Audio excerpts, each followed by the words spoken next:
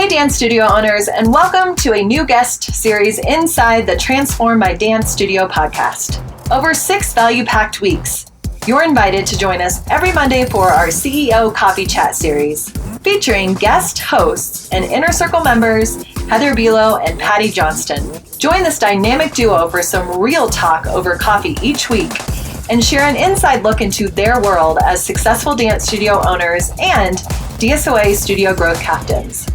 Heather and Patti will be sharing a deep insight into the important people in and around your business and sharing the innovative strategies that they have implemented over the years to be among industry's most inspiring leaders. But before we get started, the DSOA is kicking off the year with our biggest ever free training for dance studio owners, and you're invited. It's called the Fast Track to Full Classes, and in just 6 days, you'll receive 6 proven systems that will fill your classes, increase profits, and make 2023 your best year ever. It all starts on January 23rd, and you can save your spot for this online training right now at dsoa.com/fast track. That's dsoa.com/FASTTRACK. Or head to the show notes of this podcast for all the juicy details. We hope to see you there. Now, get ready to fill your notebook with ideas and share a whole lot of laughs as these business besties lay it all out on the coffee table for this week's episode of the CEO Coffee Chat podcast series. Hello, my friends. It's Heather Bulow here, and I am back again. And you better believe I have my business bestie who's here with me. Hello, guys. Happy New Year from Patti Johnston. Patti, I love that we get to do this and share our insight with studio owners from around the world. And I think that we have something up our sleeves this time.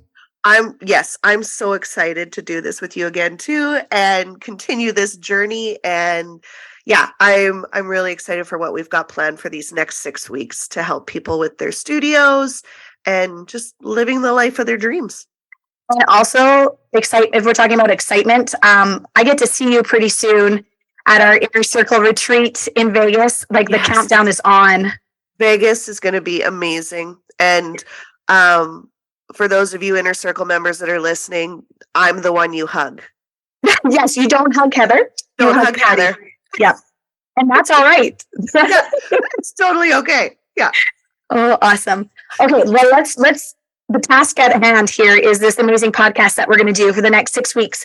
And, if you have ever heard me talk, everything I do in my life is about a theme. So it just seems right that our podcast would have a theme. And so, Patti, I'm going to let you kind of reveal what our theme is for this podcast that we're doing.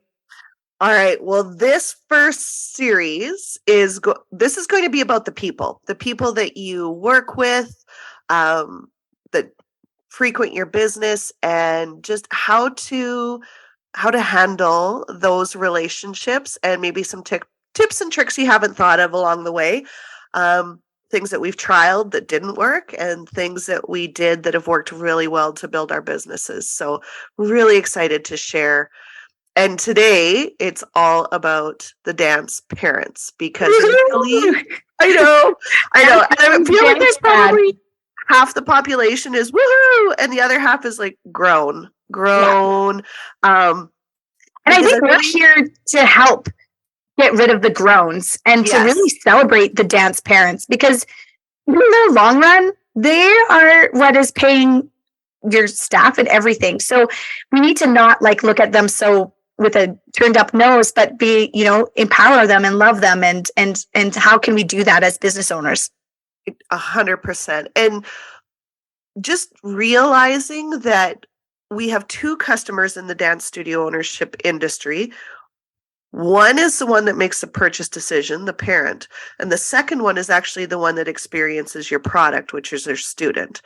And you need to treat the 2 of them very differently, as far as expectations, what your brand promise is.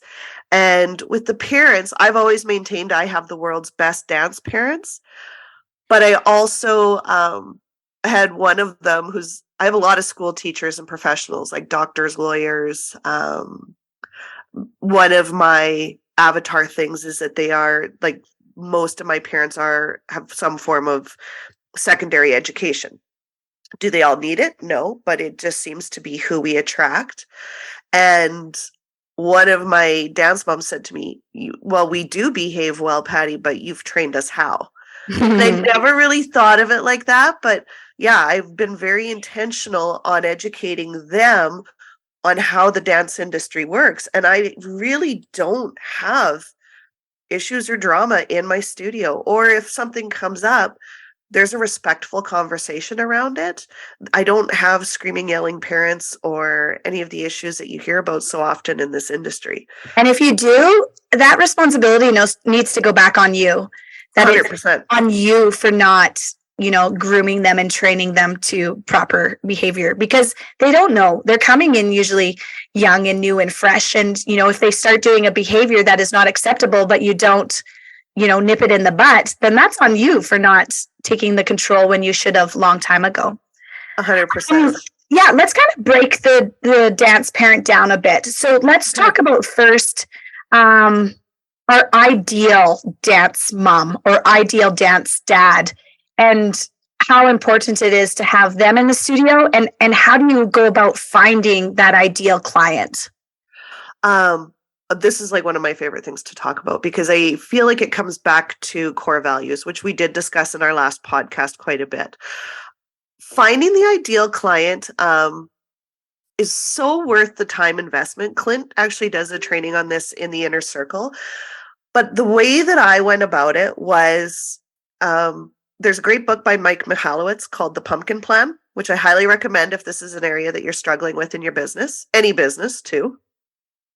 And it talks about your ideal client. And you've probably got some that where you're in your studio and you're like, if I could make 10 more of Susie's mom, my life would be fulfilled. And so what Mike talks about in his book is surveying your top clients. And top can mean different things to different people. They could be the easiest to deal with, the ones that have respectful communication, the ones that bring their kids to class with their appropriate attire. It could be the ones that pay on time every time and you don't have to chase them for fees.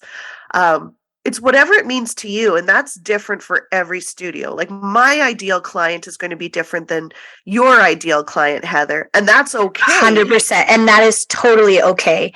And my ideal client is probably different than my competitor's ideal client. 100%. And I need to know that, so that when I advertise, I'm advertising in my lane to my ideal client. And it really shouldn't matter, the studio down the street, because I don't want usually the kids that they want. We offer different things. 100%. And actually, I had a really interesting conversation with a studio owner that a couple weeks ago that had closed her studio. She basically had the joy of it sucked out of her, and largely due from her parents. And we were talking about it. And she said, you've always raved about your parents. Like, how do you do that? And I said to her, I think the main difference between what you advertised and what I do is you advertised elite. And she's like, okay. And I said, the word elite is used by people who make purchase decisions with significance. So picture somebody purchasing a Louis Vuitton bag. A Louis Vuitton bag is no better, like in how it's created, than something you can buy from, like we're Canada, Mark's Work Warehouse, right? Target. Yeah. It's not made much better. The quality of it isn't better. It's the significance you see with that logo and what it means to people who see it. And if you're a person that wants an elite experience, you're looking for that significance. Is the training program better? I don't know. Like, maybe not. There's nothing about the training in the word elite, right? So it could be, it could not be. And I think there's room for elite in, like, there definitely is studios that can be elite, but you just have to be prepared with what you're going to get around when that. you advertise that word. It's not that you can't have elite program or elite training. Yeah. But it's when you use the word elite in your advertising, who is that attracting and being mindful of it? Yeah. Because you could say elite training, or you could say long-term development programming. Yeah. Right. Way different. Same thing, but way different. Yeah. It means sort of the same thing. Like long-term development programs are worth their salt. We know it because they, it's a syllabus. It's usually recognized teachers with a proven track record because they have a syllabus. They've developed it over time, or they're part of an organization, right? That's not to say that's the end all be all, but when you compare those two words, they're going to speak to very different customers. And so when you dissect who the ideal client is and what that parent wants, you're going to have a very different experience and culture within your studio. And so when I said that to her, I'm like, I will never use the word elite because I don't want elitist in my culture. Mm-hmm. It doesn't match. It doesn't align with your core values. It doesn't align with my core values. My core values are all about team, and I would say we have a very strong program. Like, like we win studio awards when we go to competition. Yeah, we were there together. We win studio awards when we go to competitions. Our kids are scoring in the top marks. They do exams and they do well. Do I have a quality program? I absolutely believe I do. I think every studio owner does, though, too, right? Yeah. Or they're working to correct it. But it's that advertising nugget and being careful of the wording that you're choosing on who you're attracting, because women purchase emotionally and men will purchase with facts. Mm-hmm. So it's who are you building your students to be? What photos and images are you using in your ads? And then once you get them, it's like, okay, well, now how do you make those people happy? And this is something that I think you do so well, Heather. So yeah. Okay. So now we've kind of determined who we want in our studio, and so now we have them. And for me, I think that they need to feel in control and they need to know what's going on. You need to not look like a hot mess. And even if you think that you have everything all together, maybe it's not portraying that, like we have all of this stuff up in our head and we think sometimes that we say things and you're like, oh, maybe I didn't. So I have a rule that if I have not told a parent something 3 different ways, it's on me. It's my fault that they showed up at the stage rehearsal not in a costume. But if I emailed them, I put it in our Facebook group, I put it in our team chat, I posted it on my social media. If I somehow did that 3 different ways and they still showed up at stage rehearsal without a costume, that's no longer on me. That's on them. Yeah. And I think my light bulb moment there happened when my child ended up starting to go to school. I just have one child. Oh my goodness. And the overwhelm from the amount of emails that one child generates from sports and school, I actually was not reading all of the emails. And I was finding that I was kind of going, getting behind on things because it's so much. It's overwhelming. That parent. I was that parent. I was like, oh my gosh, I just showed up to something and my kid didn't have the red hat on that she needed or whatever it was. And so that's when I was just like, okay, I need to have some empathy for my parents and be like, the world is crazy and they don't have time. They're busy. A lot of them are millennials, a little bit older, right? And they're busy. And more than one kid, that's times my effort times 2, times 3, times 4. Yeah. So making sure that you're explaining what needs to happen to them in monthly newsletters, Facebook Lives in your group, studio addresses, just keeping them in the know. Another thing that I think both you and I do really well is that we make them feel appreciated and seen. And you want people to greet you and say, oh, hi, Miss Bulow, welcome. I haven't seen you in here for a while, that your front desk staff knows names. or customer appreciation. I know you do that too, right? Do you do it? Yeah, you do a customer appreciation week. We do too. Or just little shout outs, or just seeing them in the studios, just being like, oh my gosh, how many years have you been in our studio? What are you? Are you at 10? You're at 10 years now? That's incredible. That's a 10-year commitment. Let's get this mama a plaque. Just, it doesn't have to be anything crazy. It doesn't have to be monetary either, but just recognizing them and appreciating them, that they're not a number, that they're not just a paycheck for you. 100. Well, and we're dealing with the most important thing in their lives, their child. They want to know that when they're with us and in our care, we're seeing them, we're hearing them, they're valued, they're wanted.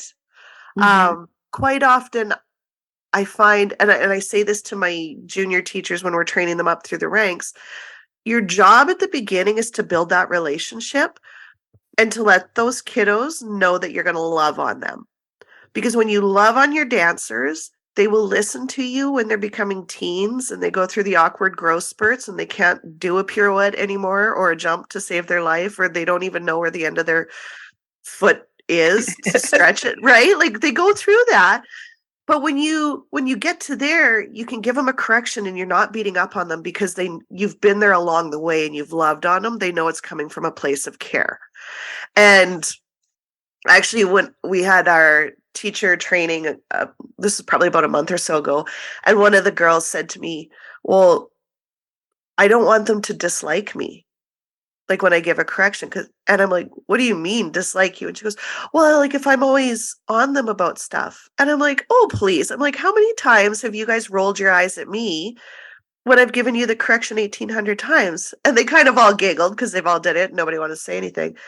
But I'm like, if you let a child go across the floor continuously and not make a correction, you're ineffective as an educator. Like you will not have a job very long because you can't take them from point A to point B, and that's what needs to happen. And it's the same thing with our parents. We need to be able to have open narratives, and I like to be preemptive in everything I do. Like this year with costumes are through the roof. I was telling the kids in class, you need to sit your parents down and tell them the bills are going to be a little scary. Miss Patty's sick about it. I was putting little things out like, hey, parents, like we're going to do costumes this way this year because the fees are really going up. We're not ordering anything from the US because of the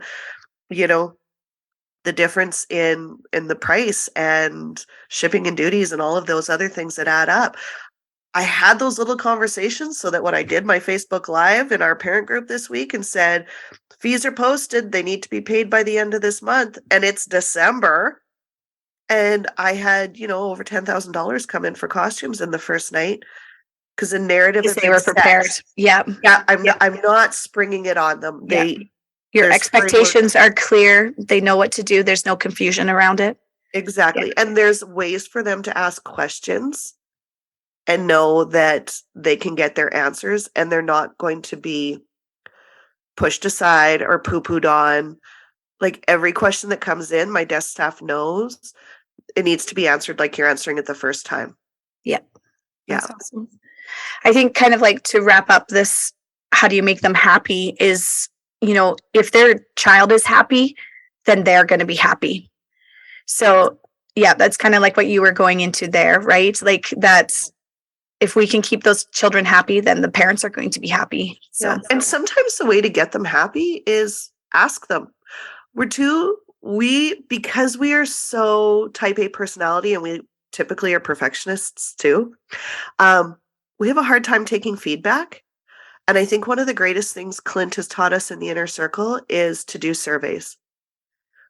And so like when I was building my ideal client, I surveyed the parents that I felt were my top parents. I also surveyed the ones my desk staff and teachers felt were the top clients because there were some differences. And the answers that came back in and like I typically ask, like, why did you start with us? And why do you stay? Those are the things I want to know.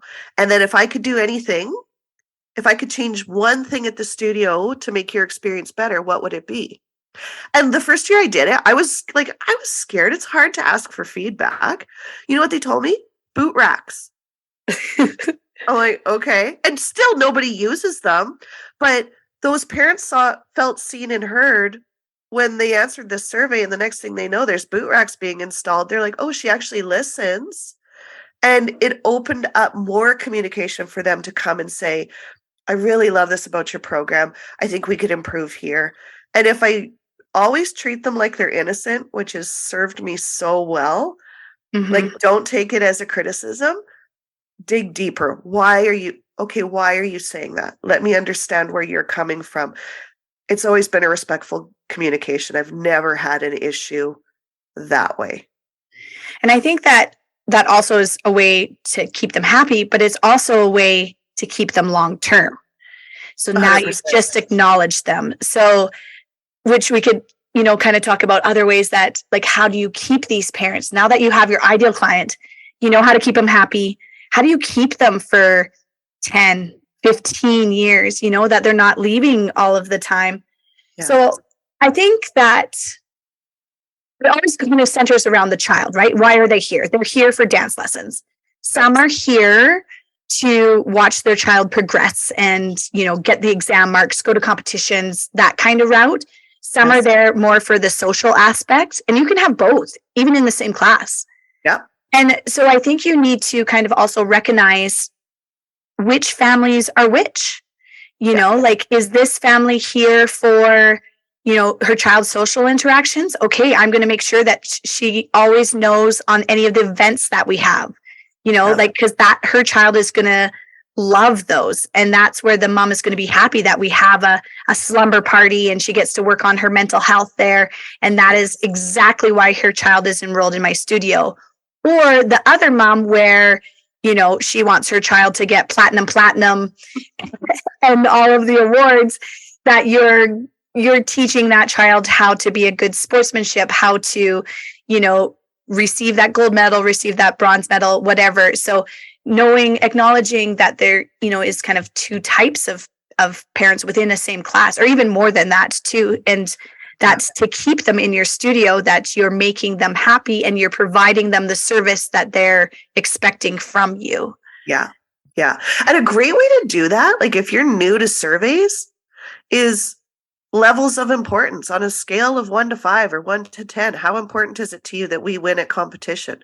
How important is it to you that we provide leadership opportunities for your child? How important is it to you that your child make new friends? How important is it to you, that your child does a triple pirouette? Yep. Can I be honest with you? Yeah. I've never done a survey. Below. I know. I'm that A personality and it scares me poofless. But after listening to you talk, I'm like, okay, I just wrote it down. I'm like, Heather, survey. I know, and I know that there's resources behind it. So, hey, if you're listening to this podcast and you're like, oh my gosh, I could never do that. Okay, I'm going to do this with you. You're going to check in on me, my business bestie, in 6 months, and you make sure that I do a survey. 6. You got till the end of January, dude. Oh no. Okay. Big girl panties time. Big girl panties. I get the fear behind it. I totally know why. Scariest time you will ever hit send. Scariest time. Yep. And you want to puke a little bit. Yeah. But honestly, I didn't have one response that I couldn't live with, that I didn't go, oh, okay, that's interesting. Some of them were dumb. Like, some of them, well, they were. Like, and I hate to say that, but some of them were, these are parents that don't know what they don't know. Right? Yep. Like, no, your 3-year-old cannot join advanced contemporary. That's dumb. But it also taught me something, that they don't know what they don't know. This is a chance for me to educate them. It's a teachable moment. Okay, Patti, get your CEO hat on and change this narrative. Make parents understand this is a journey. Your child does not go from point A to point B without falling down 7 times, getting up 8. Yep. And teach them how to celebrate that, so that when their kid gets in the vehicle after a hard day, the parent is doing what the parent should do, which is support, cheer, support, cheer, support, cheer. That is a parental role. But if they don't know that, then I haven't fully done my job. Oh, I love it. I'm getting ready for a recital, and then we just had stage rehearsals. Yes. And this is for 6 and under. So we have 2 recitals this weekend for my babies. And so most parents are brand new, right? And have no idea. So as I'm talking on the stage in the microphone to them, I said to them, I was like, okay, Saturday morning, when you go to wake them up in their bedroom, this day is all about them. So I'm teaching them how to be good parents. And I'm like, you shouldn't have to do that, but they wouldn't think to be like, oh, this is a big deal. Yes, this is like the most important day of our whole season. And it's all about them. And we'll have flowers here for them to buy if you want to celebrate. And they're like, oh, we buy flowers? Yeah, you do. Right. So it's just, like guiding them, especially those new parents, holding their hand and showing them how to act as a dance parent will save you so much stress and craziness down the road. Yeah. Well, I just actually got a few Mumbassadors. Yes. So I had my first meeting with them end of last week to help me kick off this new season. And I have one from each age group. And I told them, like, part of your duty is to help me see what is so second nature to me. Like, it's hard to forget what you know. Yes. Right? Like, you can't look at it through the eyes of a new person. Find people that can help you do that. One of my favorite things is after competition, I will send out a survey to my first year parents. Did you feel well informed? What surprises were there for you that we can use to help train the next person? And when you tell them that they're going to help the next set, like, generation of new parents coming through, most people are so eager to help. Mm-hmm. That's so smart. Well, and it's really helped me control, like, the amount of negative experiences they had. Like, one year, the first year I started doing this, it was because I had parents calling going, I didn't know I had to pay to watch my child dance a competition. And I'm like, duh. Like, but maybe you didn't say that because it's just common knowledge that you know and you think everyone knows. Oh, yeah, the duh was totally for me. Like, I totally did not communicate that or tell them, like, there's an entry fee for parents to go to competition. Yeah.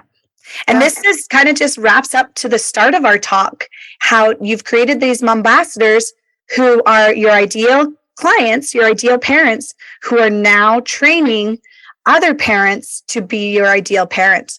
Yeah. And I think that is kind of like a good closing spot for us today, is that, just really identifying what you want your studio culture to be, who you want in it, and how you can make that happen. And so just holding the hands. And if you're, too busy to hold the hands, then you do what Patti does. And other I see studio owners is, create that Mumbassador program, or create like a mom that, does maybe like a parent newsletter or something like that, like kind of spinning the wheel there to make it so that everyone feels included and informed and not nervous of your business at all. Yeah. Well, I find too, like, in the Facebook groups, if a parent makes a comment to another parent and a question asked, it takes 2 seconds to do, but it's super easy to do and super easy not to do. Sending that parent a private thank you for doing that message and reaching out. I really appreciate you helping us educate other parents. Gives them permission, because most of them were probably scared to post anything in the group. Yep. And so those things that are easy to do are also so easy not to, but they make all the difference in making those parents feel seen and heard. Love it. It takes a village to raise our amazing little humans that we're doing. A village. It really does. Oh, I like this. I like that we're kind of like breaking down who comes through our door. And so today it was all about that dance parent. And next day we have another, persona. Who's it going to be? You'll have to join in next week to hear who we talk about, the next people that, affect your studio culture and everything like that. But thanks, Patti. I now have a to-do list from our chat today.